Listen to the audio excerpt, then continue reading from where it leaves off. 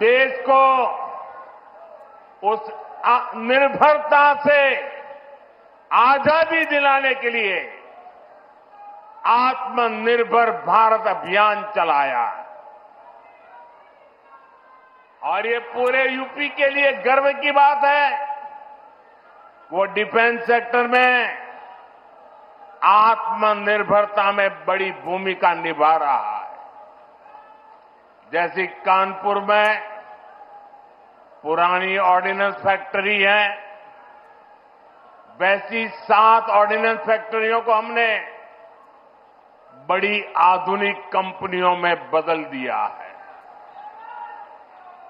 आज यूपी में देश का बड़ा डिफेंस कॉरिडोर बन रहा है। इस कॉरिडोर का कानपुर नोड रक्षा क्षेत्र में आत्मनिर्भर भारत का बड़ा केंद्र है। साथियों, एक समय जहां से पारंपरिक उद्योग पलायन कर रहे थे, वहां अब डिफेंस सेक्टर की बड़ी कंपनियां आ रही हैं। यहां पास में ही अमेठी में AK-203 राइफल का निर्माण शुरू हो चुका है। ऑपरेशन सिंदूर में जिस ब्रह्मोस मिसाइल ने दुश्मनों को सोने नहीं दिया, उस ब्रह्मोस मिसाइल का भी नया पता है उत्तर प्रदेश। भविष्य में कानपुर और यूपी भारत को डिफेंस का बड़ा एक्सपोर्टर बनाने में सबसे आगे रहेंगे। यहां नई फैक्ट्रियां लगेंगी, यहां बड़े पैमाने पर निवेश आएगा, यहां के हजारों युवाओं को रोजगार के अच्छे अवसर मिलेंगे।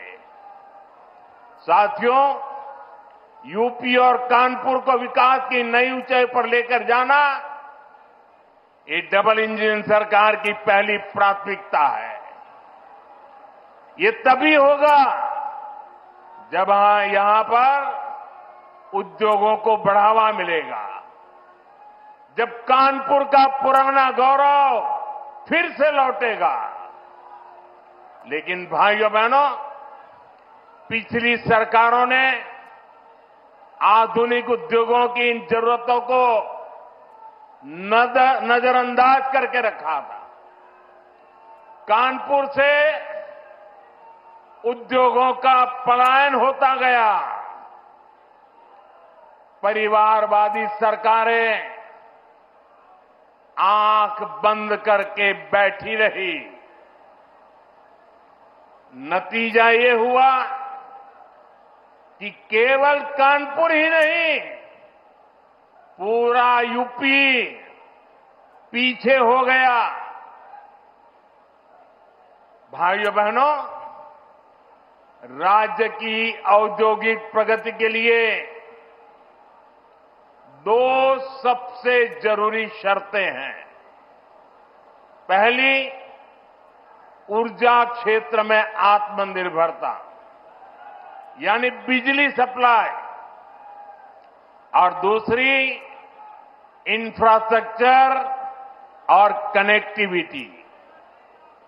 आज यहां 660 मेगावाट के पनकी पावर प्लांट, 660 मेगावाट के नेवेली पावर प्लांट, 1320 मेगावाट के जवाहरपुर पावर प्लांट, 660 मेगावाट के ओबरासी पावर प्लांट, 660 मेगावाट के खुर्जा पावर प्लांट का लोकार्पण हुआ है।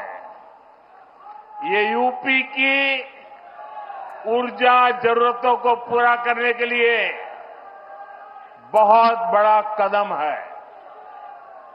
इन पावर प्लांट के बाद यूपी में बिजली की उपलब्धता और बढ़ेगी।